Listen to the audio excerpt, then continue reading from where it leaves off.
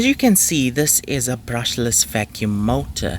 Now, I have gotten this motor from an old battery operated vacuum cleaner.